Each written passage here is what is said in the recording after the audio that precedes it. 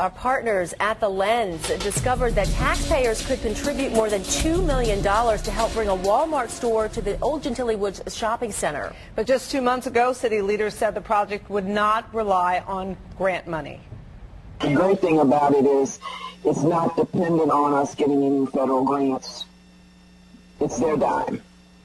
So that, in essence, was one of our major concerns, because there just isn't enough money out there to help people that want to develop, and they want the federal government or they want the city to put up money.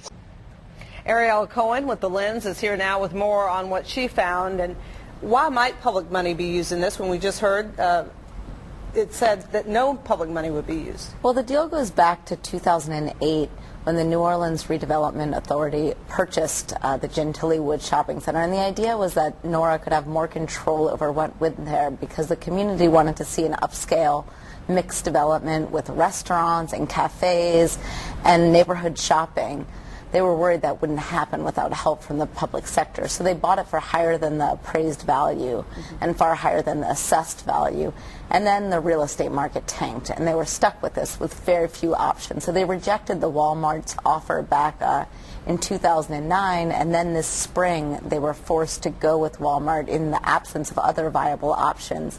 And recently they put another $1.8 million towards the land to pay for infrastructure and site preparation costs. And that's a pretty big chunk of money. I mean, how do you arrive at that number?